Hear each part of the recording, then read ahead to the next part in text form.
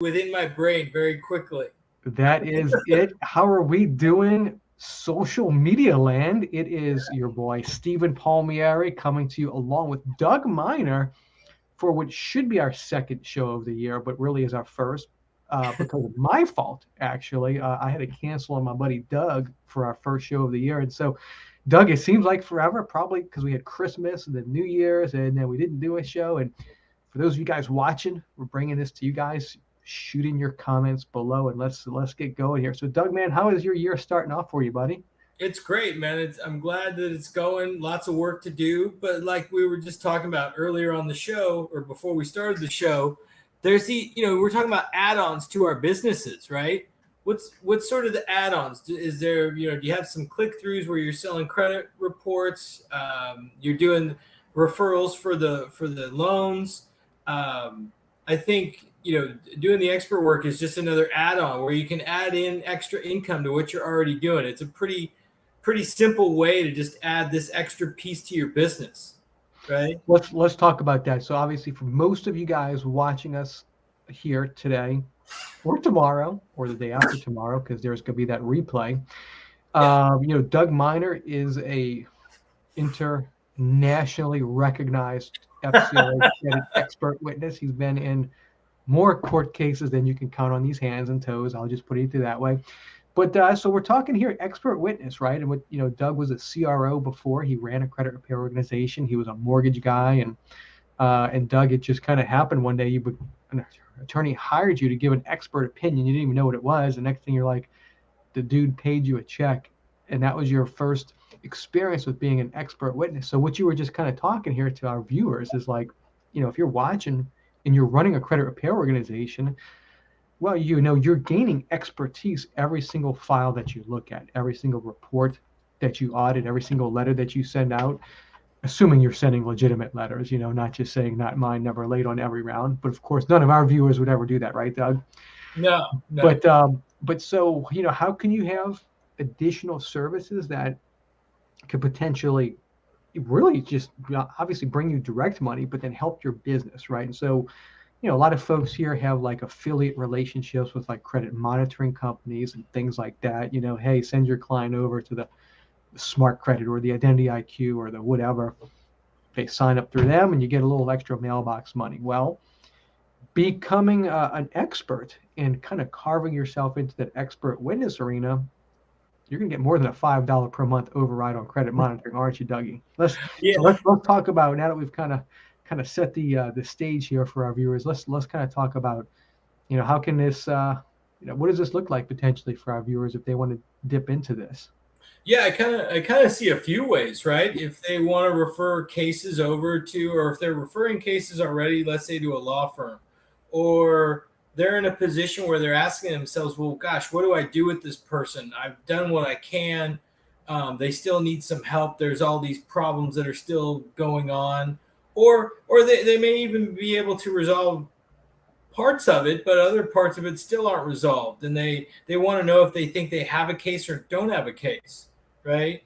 You have John Watt who they can contact, but if they wanted to ask me about, hey, does this look like a case that I could work on, or does this look like a case that should be referred to an attorney, something like that. If they want an extra opinion about what they're doing or the case that they have, it's a great way to like have a resource for their customers that come to them, and So give now, them.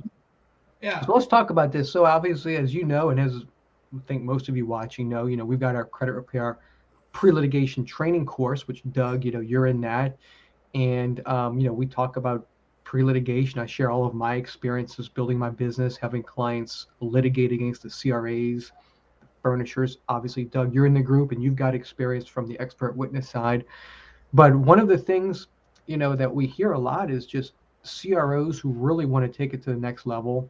They're passionate about really helping their clients. And when you really see that there's errors, I mean, let's be honest, there's errors all the time on credit reports. You're up Sure. against this big, giant, massive system. It's David versus Goliath, and it is really difficult getting attorneys. I mean, so crossing that bridge between CRO, credit repair, here's my client, we're missing a few data fields, to where the attorney's like, yeah, but I need to have this as a case that I really feel comfortable with. There's a huge disconnect there. And, you know, I think we've built a decent bridge with that, with what we're doing in this community, with all the attorneys we do have in this community, with the training course that a lot of folks have plugged into. But still, you know, I hear all the time, you know, we do our weekly training Zooms on Tuesday for the training course group. And still, it's like people are like, yeah, I mean, it's just, I'll talk to 10 attorneys and they all say something different. They all have different appetites for what they're looking for, which is all true, right? Just like if you meet 10 medical doctors, they're going to have 10 specialties. If you meet 10 attorneys, they're going to have specialties, 10, you know, whatevers, right? They're all going to kind of have their niches and their comfort levels and kind of their target market. So kind of what I just heard you say sort of was like, maybe this is an avenue where you can, you know, for the CROs who are really wanting to kick it up to the next level, you know, they can, and they're already thinking like this pre-lit way and trying to build a case, but they just run into a brick wall trying to get these things in front of attorneys. How can we have those type of CROs, that niche of CROs, maybe work with you, maybe, you know, train them? I mean, which I know you'll do like one-on-one coaching. I know we've talked about eventually rolling out a nice expert witness training program. We haven't really got it together yet, but you know, how can we put something together where, because you've got all the attorneys and you know what to look at, where if they come to you, they can say, man, I really feel like this is a case, but I don't, you know, you've got 100 attorneys or whatever in your Rolodex. I don't even know what you have, Doug. I'm just saying, you know, I mean, Yeah. help me to help you. To Right. also help my client, Doug, because I really feel like there's something here, but as though, as you know, it's David versus Goliath. So, you know, what may be there where we could help that little niche of CRO potentially to help them ultimately get their clients, you know, maybe in front of an attorney who's willing to take a look at it, or to get them where they're more properly aligned with what the attorneys are really wanting, right? Because Yeah, I think here's the thing. I think as a valuable resource to any of the CROs that are in the group and so forth, or like this group that you're trying to segment out.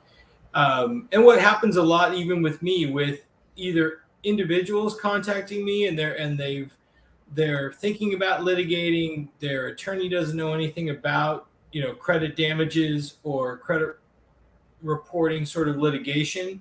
Um, I think what's valuable and what I do a lot of times is just evaluate, looking at the credit report, and then I have a questionnaire and I also have a list of documents to get together. And as a resource for the CROs, you can say, hey, talk to Doug and he'll give you an idea as to what the case is actually worth. Or is it even worth spending money? Or is it worth spending the time to get in contact with an attorney, right? And to your point there at the end, what sort of documentation do you want to put together that an attorney might be looking for in filing a case for you? Or will they take the case, if it's strong enough, on a contingency basis? Right? There's a lot of different things, but the value of somebody like me is I can look at it and say, hey, based upon what I'm reviewing and my past experience on cases, this is about the type of, let's say, settlement or benefit financially that may come to you. And with that sort of, armed with all that information, documentation, and so forth, going to an attorney and finding one that'll do it on a contingency or that's competent in it and that could do the case for you. That's where I feel like I'm a really valuable resource for your CROs. You know? yeah, and let's talk about that, you know, because I think the biggest disconnect, and we talk about this in the training course and everything and all the time, is like, so if you look at how the FCRA was actually written and intended, it created processes, procedures. It created procedures for reporting accurate information. It created procedures for reinvestigating, disputing, correcting errors. It stripped away the consumer's common law remedies of negligence, defamation, and invasion of privacy. It stripped that away, unless you can argue malice. But then instead, the Congress said, okay, you can't sue them for any of those three things I just mentioned. However, if their procedures failed, you can then sue them for negligent or willful noncompliance with the procedure. So if you send them a dispute, they're supposed to reasonably reinvestigate. The information is not corrected and you gave them enough information to correct it. It doesn't take a genius to come to the pre-legal conclusion that maybe their procedures failed. And the negligent and willful noncompliance provisions of the FCRA, which are 1681 N and O, basically state that you can get actual damages, or $1,000 per violation. And it's very clear the language of the FCRA: actual damages or X amount per violation. But the way that the precedents have basically interpreted and changed the law over the last 60 years, the judges want damages. Okay, that's the biggest thing, because we look at it from credit repair and we're like, no, but they didn't fix it. I'm so angry. In the law right here, it says that you can get, per violation, and they didn't fix it. That's a violation. And that's all true. Except that's why unlicensed people, and I'm not a lawyer, and I'm smart enough to know you should not even pretend to be a lawyer when you're not, because it ain't about what the law says. It's about the game. And the game, you got to look at the case laws. You got to look at the interpretations. And it's not what the law says is what it really means in any law these days. So the damages really is kind of that linchpin from what I am seeing. And if CROs can learn how to do two things well, I believe it could help bridge that gap to being able to send cases to attorneys. So thing number one, you have to find errors. Light bulb, you have to find errors, which is kind of where the Metro 2 comes in as the industry standard for accuracy. But then once you find the errors, you have to be able to demonstrate, or at least demonstrate to an attorney, like how your client was damaged. And it's really not so difficult. I mean, if you have your client apply for credit after each round and they're adversely affected, or even after just one round, right? I mean, but they come to you, probably decline, because the attorneys like John Watts, you mentioned, he much prefers damages to have occurred after the dispute rather than before. Okay, so you get somebody who applies for a mortgage, they're adversely affected. That adverse action can be either they qualified for a higher than favorable interest rate, or they were just straight up declined, right? Either one of those are potentially adverse actions. They get referred to the CRO. The CRO repairs, the CRA does round one, a really good round, and then it's not fixed, and you can clearly see it's not corrected and it's not deleted. Have the client go back, and if they're not going to reapply for the mortgage, at least they'll have them reapply for something. Go online and have them apply for a credit card or something, so at least you can show they tried to use their credit. Preferably would be the mortgage, right? And this is important for our viewers, because a lot of these attorneys aren't going to kind of tell you what to do, because they kind of have to keep their nose clean, separate from the case file as it comes to them. But if you give this to them and you're like, look, here's how the client came to me. They were adversely affected. We did the audit. We did the dispute. It's a very clear, well-written dispute. I'm not trying to scrub credit. I'm trying to correct errors. The bureaus didn't correct the errors. They didn't delete it. Now it's just straight up false information, because it shouldn't even be in here, because it was never fixed and it should have been deleted. We had them go and apply for the mortgage again, and they still were, adversely affected. I think that is a different frame up as you hand that thing off to an attorney than just, man, I went through 3-4 rounds, and I mean, my goodness, they just won't put that data field in there, and they still won't report it. My goodness, right? Yeah. So, that's what I observe is good disputes and framing it up. I say framing it up. You know what I'm trying to say.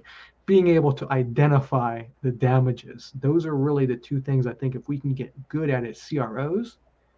Now we're speaking the language of what attorneys are looking for. I know this is right up your alley, dude, because you are a damages expert. Like, that's what you are. Like, aren't you you're like a credit damages. You assess damages, right? When they got a big case, they call it a heavy hitter Doug. He does a damage assessment. So let's talk about that, man. Yeah, you gotta, listening to you, Stephen, I think where we want to connect it is in a few ways. Part of what you're talking about is you're going through these disputes and you're not getting anywhere with, let's say, whoever the data furnisher is. You evaluate the damages, or you evaluate the measurable impact of the score, or in addition to evaluating the impact under an underwriting guideline, whether it be a credit card or a mortgage, auto loan, whatever it is. All of those sorts of things come into play when I work with a consumer's credit and I'm working on a case, right? And part of what your CROs, either they can learn how to do it, right? I can teach them how to do it, or they can refer them over to me, and I can go through those measurements, whether it's score movement, whether it's underwriting guideline, and then also the financial damages associated with it. But what I think we're missing, and the added piece I want to add into all of that, is there's a negotiation that's going to go on. So the way you're talking, Stephen, you have the proof. It should have been corrected. You have the documentation. You've done the disputes. And you're in this position of, okay, I'm damaged. Here's what an expert is saying is to the financial impact to me, whether it's 5 figures, 6 figures, 7 figures, whatever it is.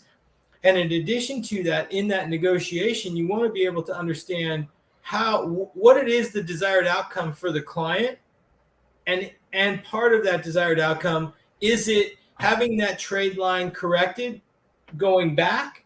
Is it deleting that trade line completely? What is it, the desired outcome? Not what you and I, Stephen, what we think should be the desired outcome, but what does the client think that they want? Now, does what the client want actually merit something that should happen on the credit report? That's one area to kind of explore. Another area might be explaining to the person that's been harmed, no, you really don't want that. You want the trade line corrected. You want the trade line to continue on. Let's say, I'll give you an absurd example, right? Or an extreme example. Somebody has 5 trade lines on their credit report. They have their first credit card from when they were 19 years old. It's 30 years plus old. And then the rest of their credit report is 2 to 3 years old. But they have this one card that's 35 years old. So the age of their report is really dependent upon this one account being on there, right? In the scoring models and so forth. So if something were to happen to that 35-year-old card or 30-plus-year-old card, or it gets deleted, you don't want that information deleted necessarily. You just need it corrected to reflect, let's say, positive reporting as opposed to negative reporting. Does that make sense? Absolutely, yeah, because you've got the length, you've got the history. That's right. I mean, you could have a 30-year-old trade line like you're mentioning, and that could be your oldest beautiful one. Maybe you've got a couple recent late pays which are damaging it, but assuming they were inaccurate or whatever the point being, if those can get corrected, made positive, if they're supposed to be made positive, then you've got the 30-year trade line. Those adverse notations are no longer there, bringing the score down, as opposed to if the whole trade line were deleted, you've just lost 30 years of almost perfect history.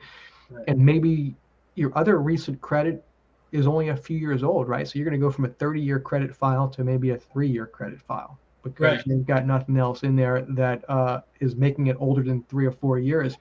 That's a real problem, isn't it? That's a whole interesting. See, that's the nice thing, Doug, about these shows that we do. Yeah. For those of you guys who watch us, I know you're thinking that like we plan these things out and they're well scripted. Doug and I, before every show, we're like 2 minutes before start, and we're like, dude, what are we going to talk about? And we're like, dude, just hit the go live button and it'll come out. So, this is interesting stuff because you never know where they're going to go. So have you run into scenarios where, like what you just described, like there was one trade line that was really what was the old trade line? It had a huge value to the credit file itself. Yeah. And maybe either it got deleted and it shouldn't have been deleted, or they didn't want it deleted. And then, I mean, like, has that kind of scenario been in any cases that you've worked with, or have you not really seen that? Because that is a pretty interesting scenario that we talk about there. Yeah. So to answer your sort of kind of blanketly, I'm going to say yes. I have had cases, and I've had a case, and these types of, let's say, unique situations come up when you're working as an expert witness on different cases. You see these outliers, right? You're not stuck in this little bubble of I'm working on these credit files. Your scope is very wide in the types of cases that come to me, right? Like we've talked in past shows, where do these cases come from? Is it a wrongful termination? Is it a car accident? Is it a divorce? There's multiple areas and ways that these sort of things manifest themselves, or is it just a data furnisher doing a shitty job or not having good policies and procedures in place? Whatever the reasoning behind it, people's credit files and the way that they use them, you can see these extreme situations like we're describing, a 30-year one card, like just that example alone, that person's credit file goes from being 30, 35 years old to being 2 or 3, like you're saying. So in essence, you look like a young 20-year-old in credit terms, right? Yeah. Or a teenager in credit terms, as opposed to a well-seasoned 50-plus-year-old person that's had car loans, mortgages, and the like, right? So yeah, I do see cases like that, and that's the other really cool thing about when you move into the expert arena, or you do start doing this type of work. You do see very extreme situations, and that give you different insight than you would if you were just a CRO, right? A lot of times you have to sign non-disclosure agreements because of whatever institution or large corporation that you're dealing with. They don't want their policies and procedures to get out there, or screenshots of their internal processes. Things of that nature can come up that a CRO, I guess, putting my CRO hat on from over a decade ago, I sure would love to have seen that information. Yeah. Right? But now I do see that information. So being an expert witness, not only I think does it give you sort of gives you a step in the right direction in separating yourself from other CROs, but it also gives you these ability to, in certain cases, see information that lots of CROs that are part of your group would love to know about or love to see, that helps them in their ability to help people, right? Yeah, no, and that's all making sense. And actually, as we're talking, I've kind of got as we shift gears again, kind of a call I had with a CRO earlier today. He's got an interesting scenario that, because I was talking to him, I was like, well, if this scenario repeats, this may be something for a class action attorney. And I wanted to just kind of get your opinion on it. So this gentleman, he does credit repair, but he works for helps a lot of, he calls them youth, basically young people who are kind of in trouble. And he works with like a lot of like shelters and youth houses and stuff to help them get their finances back on track. And he's just now starting to roll out the POA method. And for those of you guys who have watched for any period of time, you know that that's a big thing that I talk about. Operate out of the shadows, get a notarized power of attorney from your client. You can send that to the the CRAs, the credit bureaus. And once they acknowledge it, and you're the POA, right? There's nothing to keep you from doing that, contrary to the popular misinformation out there. So he was like, well, Stephen, I've got a real issue here because a lot of these youth, which are consumers, but he refers to them as a youth, but he's like, they're kind of in these like halfway houses and things like that. They don't really have solid addresses, And so for proof of address, one thing we know that we've got to show to the CRAs is proof of address. Now, Doug, one thing I do for my standard intake for all of my deals, I get 3 documents notarized for my clients. I get a POA notarized. I get an address affidavit notarized where they're basically attesting, hey, I certify this is my address in an affidavit. And I get a social security number affidavit notarized. So I've got those things. Obviously, I try to get a copy of their social card. I try to get bank statements, proof of addresses, but I get those 3 things. And as we know, I just said it was an affidavit, an address affidavit. So, I mean, you're now going to send to the CRAs, the credit bureaus, a sworn statement, an affidavit, hey, this is my address, which, I mean, under the law, again, I'm not a lawyer, neither are you, but I mean, that's actually more proof than sending them a phone bill. I mean, because you were sending them a sworn statement that, like, under penalty of perjury and sending your ass to prison, this is my address. So I was like, well, best I can suggest yourself out again, Go ahead. I love it, Stephen. It's you're separating yourself out again. You're just taking that extra step, taking that extra effort. That's a lot of what we're talking about here. And that's what we're talking about. And for those of you guys watching, if you watch any number of our shows and follow Doug and me, this isn't a foreign concept. But, so what I was telling this gentleman, I said, best I can recommend is, so here's the issue. So he was like, Stephen, you've been doing POA forever. I'm like, yeah, pretty much. He's like, will the bureaus respond to you? I'm like, well, typically TransUnion and Equifax will send correspondence back to the POA and the consumer.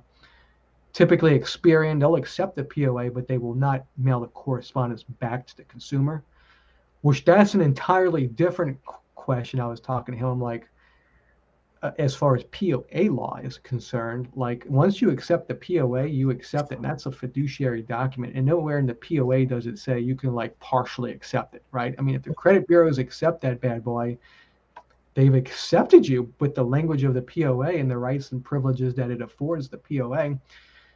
So that's a whole other issue, is how can they actually acknowledge and accept the POA, but still send the correspondence? So they'll do the reinvestigation and stuff like that, but they're going to send the correspondence back to the consumer, which that's an interesting scenario to see if that ever gets like litigated on a big scale. That's not really FCRA, that's more POA law, but still, I mean, how the hell can Experian accept your POA but not send you as the POA stuff? But that lies the heart of this issue we're talking about. I was like, well, yeah, your consumers, your youth, they're going to still have to monitor their mail, because Experian, in my experience, they're not going to send you anything unless it's a case that gets super escalated. Then you'll get a case manager and they'll email you or maybe call you or whatever. But typically, they're not going to communicate back to you, which is total ridiculousness, because you are the POA. They've accepted your POA certain capacity, but they decided they're still going to just like circumvent you on certain other things. And he was like, well, that creates an issue, because these people are in these different halfway homes or whatever you want to call them. I mean, they're in transition and stuff, and they're hiring me to like really help them. I'm like, all I can say is document your process really well, because I do know a pretty good class action attorney that does FCRA, FDCPA, TCPA. This may be the kind of thing. I told him that after a year from now, maybe we want to take this, because that's the exact reason why the FCRA was created, was for people like he's helping, right? These people are hiring a legitimate credit repair organization. They're giving him legitimate POA authority. The FCRA does not prohibit POA. The Consumer Reporting Agency's own documents that they send to the consumers say they will deal with third-party, legally authorized third parties. So there is no secret except for just the misinformation facade. And he's got a real conundrum, because he's trying to help these people. And like a true POA, if he says, hey, please forward all communication to this address, they should do that. And they're legally covered, the bureaus, because they've got this POA that says, hey, well, we gave it to him, I mean, and they're going to come back in their defense if it ever becomes a legal issue and say, oh, well, the FCRA says, the consumer. Yeah, but that's all BS, because the consumer can have a legally authorized representative. Their own documents state that. So I'm just it was an interesting scenario. And as we're talking in the expert witness world, just, if a scenario like this were to, I know we're just talking hypothetically now, but, if a case like this or a number of cases were to come to you with this kind of fact pattern, hey, these consumers got a legitimate POA and they're having real issues going through this process successfully, because for whatever reason, the address that they're using is this halfway house or whatever, and, Susie Q administrators just getting the mail and shredding it or whatever the case is being.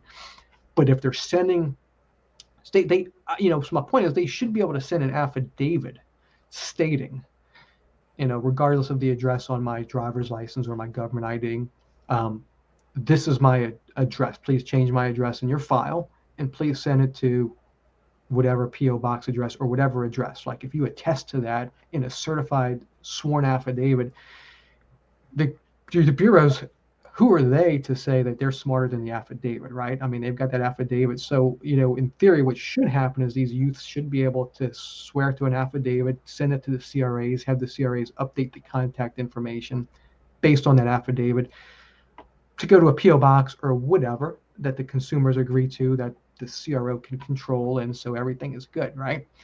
So I think that would be the core fact at issue, right? Like if a case like this were to come your way, and let's suppose that is attempted on numerous occasions with numerous consumers, and it results in the CRAs not really playing ball. They're like, dude, we need bank statements, we need phone bills, we need, your left testicle, because, your sworn statement really just isn't good enough. Because they will take government IDs with wrong addresses, right? I mean, we all do that, and we just write on there, this is a proof of identity, this is not a proof of address. Please refer to the bank statement as the proof of address. This driver's license with my old address. So we all know that the driver's license really is a proof of identity, not necessarily also required to be a proof of address. So we're just kind of talking a hypothetical. I mean, let's suppose this scenario were to come your way.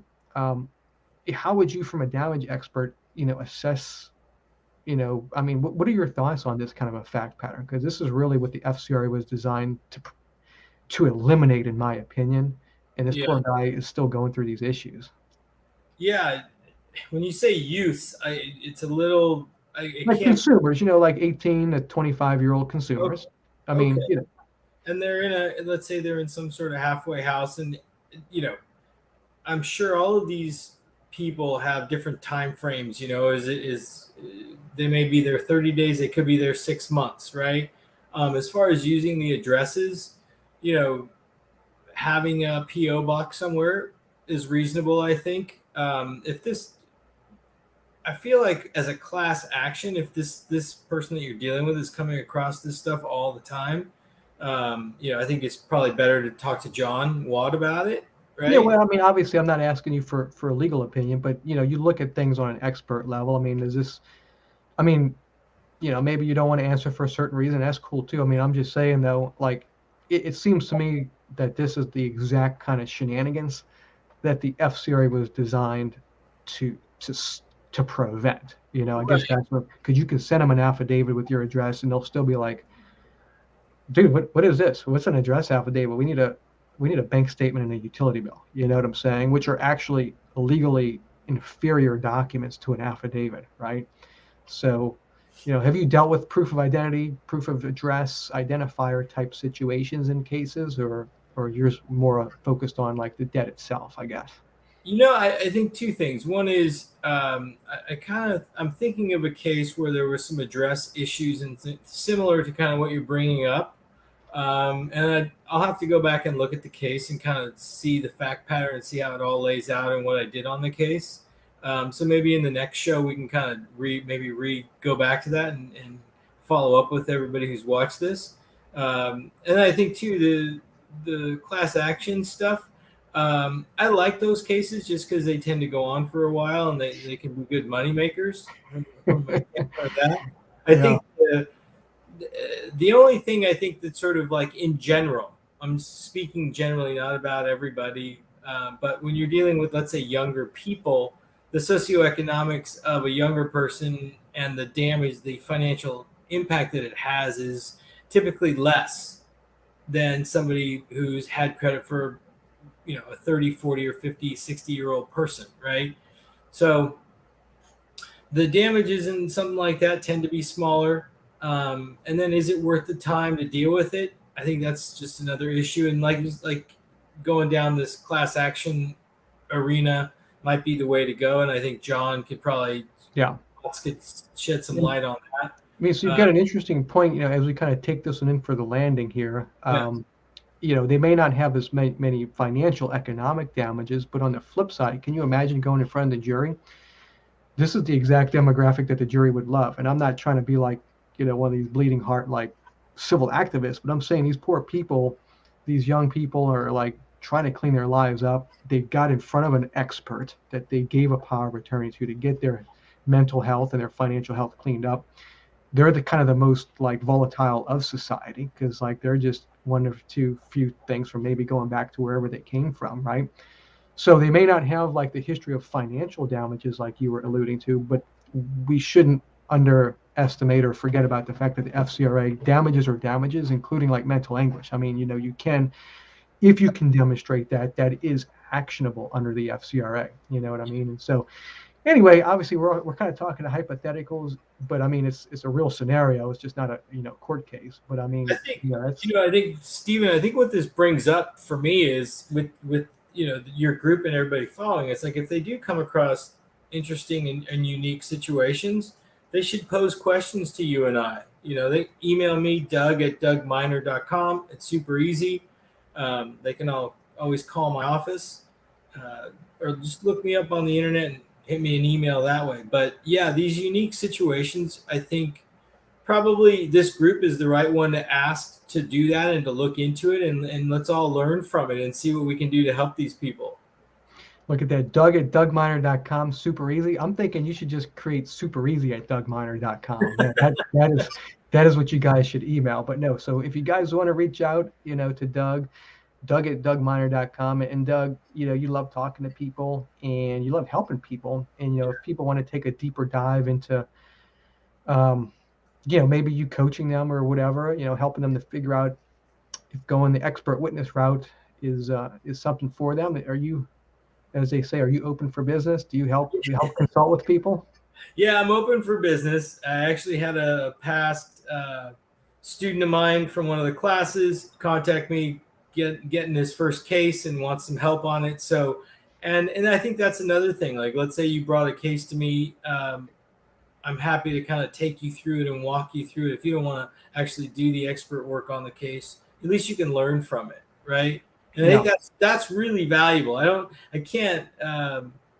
It's hard to just say like, hey, how valuable it is, but I've been where the CROs are, and I can yep, tell you it would have been extremely valuable to me if I was in their position. So exactly. And those of you guys watching, I mean, you guys can appreciate the value of what we're bringing to you because obviously, you're watching this. And so, yeah, I mean, the people who are watching, they get it. They're, this is good content, good connections. And so Doug is giving you his email, reach out to him, and he's a wealth of resources. And of course, if you guys are interested in diving deeper in everything we talk about in our training, we talk about power of attorneys. Metro 2 is the industry standard, beating up the furnishers with furniture direct disputes as well. Just pulling out the stops. You can go to creditrepairtrainingcourse.com, creditrepairtrainingcourse.com. And that being said, Dougie, any final thoughts before we wrap this one up for our raging fans out here? no, no, man, I'm glad to do the show. I'm glad. Hope we enlighten some people today, and hopefully they'll start taking that extra step. And I look forward to hearing from them. You know. Absolutely, yeah. So Doug at dougminer.com, creditrepairtrainingcourse.com. And you guys take this information, do something amazing with it, help your clients, and we will see all of you guys on the next show. Y'all take care.